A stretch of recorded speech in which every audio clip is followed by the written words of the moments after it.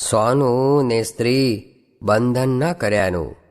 સ્વામિનારાયણ હરે સંવત 1879 દ્વિતીય ચૈત્ર સુધી 9મીને દિવસ સ્વામી શ્રી સહજાનંદજી મહારાજ શ્રી ગરડા મધ્યે દાદા ખાચરના દરબારમાં શ્રી વાસુદેવ નારાયણના મંદિરની ઓસરીએ ગાદી તકિયા ઉપર વિરાજમાન હતા ને શ્વેત ખેસ પહેર્યો હતો ને શ્વેત ચાદર ઓઢી હતી ને કાળા છેડાની ધોતલી મસ્તકે બાંધી હતી ને ધોળા પુષ્પનો હાર પહેર્યો હતો ને ધોળા પુષ્પનો તોરો પાગમાં લટકતો હતો ને પોતાના મુખારવિંદની આગળ સાધુ તથા દેશ દેશના હરિભક્તની સભા ભરાઈને બેઠી હતી.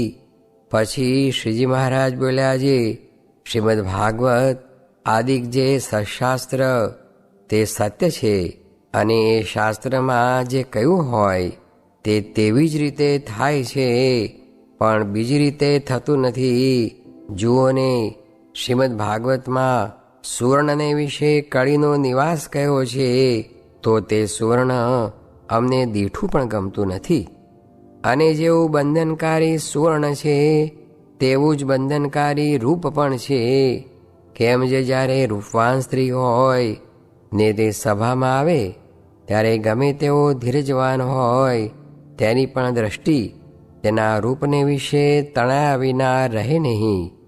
માટે સોનું ને સ્ત્રી એ બે અતિ બંધનકારી છે, અને એ બે પદાર્થનું બંધન તો ત્યારે ન થાય જ્યારે પ્રકૃતિ પુરુષ થકી પર એવું જે શુદ્ધ ચૈતન્ય બ્રહ્મ તેને જ એક સત્ય જાણે અને તે બ્રહ્મને જ પોતાનું સ્વરૂપ માને ને તે બ્રહ્મરૂપ થઈને પરબ્રહ્મ એવા જે શ્રી કૃષ્ણ ભગવાન તેનું ભજન કરે, અને એ બ્રહ્મ થકી ઓરું જે પ્રકૃતિ ને પ્રકૃતિનું કાર્ય માત્ર તેને અસત્ય જાણે ને નાશવંત જાણે ને તુચ્છ સમજે ને માયિક જે નામરૂપ તેને વિશે અતિશય દોષ દ્રષ્ટિ રાખે ને તે સર્વ નામરૂપને વિશે અતિશય વૈરાગ્ય પામે, તેને સોનું અને સ્ત્રી બંધન ન કરે અને બીજાને તો જરૂર બંધન કરે.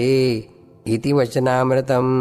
એ રીતે ગરડા મધ્ય પ્રકરણનું 30મું વચનામૃત જે તે થયું. આજ તો મહારાજ કહે સૌને ભીડામાં લેવા છે ને સૌને એકાંતિ કરવા છે, ને વાસના હશે તો સૂર્યના લોકમાં થઈને બાળીને લઈ જાશું. સ્વામિનારાયણ હરે સ્વામીએ વાત કરી, જે ઉપાસના દ્રઢ હોય ને ધન સ્ત્રીમાં લેવાઈ જાય તે અલ્પ દોષ કહેવાય. ત્યારે હરિશંકરભાઈએ પૂછ્યું, જે લોકમાં તો જે ન લેવાતો હોય તેનું સારું દેખાય. ત્યારે સ્વામી બોલ્યા, જે લોકનું શું કામ છે, મૂળ તપાસો ને. સ્વામિનારાયણ હરે સ્વામીએ વાત કરી, જે મોટાનું સેવન 1 વર્ષ કર્યું હોય તો પણ તેની મોટા ખબર લીએ છે. જેમ આરુણી ઉપમન્યુ કૂવામાં પડી ગયા હતા ત્યારે તેના ગુરુ ખોળતા ખોળતા ત્યાં ગયા તેમ. સ્વામિનારાયણ હરે સ્વામીએ વાત કરી, જે ભગવાનને રોટલા દેવા હશે તો આકાશમાંથી દેશે, નહીં દેવા હોય તો ઘરમાંથી પણ બળી જશે. સ્વામિનારાયણ હરે સ્વામીએ વાત કરી, જે નામી વિના નામથી કામ સરતું નથી. નામ તે ફૂલ છે ને નામી તે ફળ છે. સ્વામિનારાયણ હરે સ્વામીએ વાત કરી, જે મોટા સાધુના સમાગમથી વિષય ટળી ગયા છે તો પણ નથી ટળ્યા જેવું જણાય છે.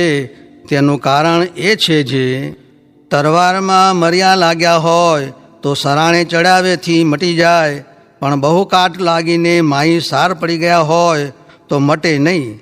તે ક્યારે મટે, તો તેને ગાળીને ફરી તરવાર કરે ત્યારે મટે.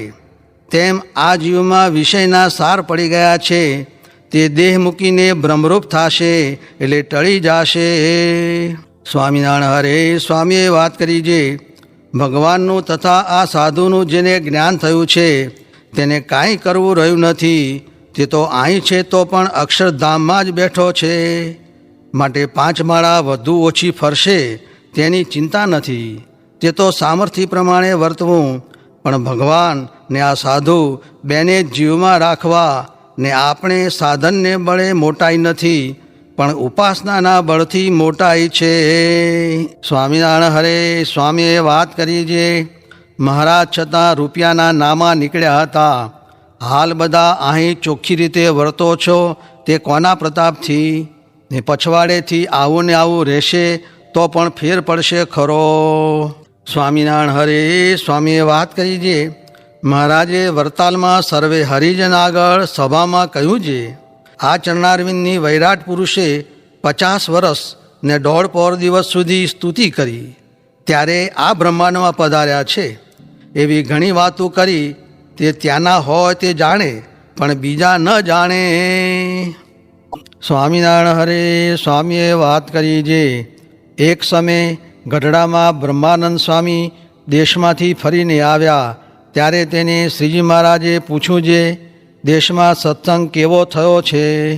ત્યારે બ્રહ્માનંદ સ્વામીએ કહ્યું છે, મહારાજ સત્સંગ તો બહુ થયો છે. ત્યારે શ્રીજી મહારાજે કહ્યું છે, તમે સત્સંગી કેવા થયા છો? ત્યારે બ્રહ્માનંદ સ્વામીએ કહ્યું, અમે તો તમારા ખરેખરા સત્સંગી થયા છીએ. ત્યારે શ્રીજી મહારાજ બોલ્યા છે, તમે તો હજી ગુણબુદ્ધિવાળા સત્સંગી થયા છો, ને જો ખરેખરા સત્સંગી થયા હો તો કહો જે, અમે ક્યાં હતા ને ત્યાં અમો શું કરતા તે વાત કહો. ત્યારે બ્રહ્માનંદ સ્વામીએ કહ્યું છે, હે મહારાજ, એવા સત્સંગી તો અમે નથી થયા. ત્યારે શ્રીજી મહારાજ બોલ્યા છે, એવા ખરેખરા સત્સંગી તો પર્વતભાઈ તથા ગોરધનભાઈ આદિ હરિભક્ત છે. તે તો અમારી મૂર્તિને ત્રણેય અવસ્થામાં દેખે છે. પછી મુક્તાનંદ સ્વામી બોલ્યા છે, હે મહારાજ, એવા સત્સંગી કેમ થવાય? પછી શ્રીજી મહારાજે કહ્યું છે, જો માયિક ભાવને ટાળીને અક્ષરરૂપ પોતાના આત્માને માનીને મારી મૂર્તિનું ચિંતન કરો તો એવા સત્સંગી થવાય. ત્યારે બ્રહ્માનંદ સ્વામીએ કહ્યું છે, હે મહારાજ, કૃપા કરો તો એવા સત્સંગી થવાય. ત્યારે શ્રીજી મહારાજ બોલ્યા છે, જુઓ ને, આ બ્રહ્માંડ છે તે પણ અક્ષરને વિશે અણુ જેટલું જણાય છે, માટે બ્રહ્માંડ તે અક્ષરની આગળ ગણતીમાં નથી. એવા અનંત બ્રહ્માંડ તે જેના એક રોમના છિદ્રને વિશે ઉડતા ફરે છે, એવું મહત્પણું અક્ષરને વિશે છે. ને હું તો એ થકી પર છું. ને એવા જે અમે તે અક્ષરધામમાંથી અહીં આવ્યા, તે વચ્ચે પ્રકૃતિ પુરુષના લોકમાં ન રહ્યા, તથા પ્રધાન પુરુષના લોકમાં ન રહ્યા, તથા અનંત ધામ તથા અનંત બીજા સ્થાનક તેમાં ક્યાંય ન રહ્યા. ને અમારી આગળ આ બ્રહ્માંડને વિશે જે જીવ તે શ્રી ગણતીમાં છે, કાંઈ ગણતીમાં નથી.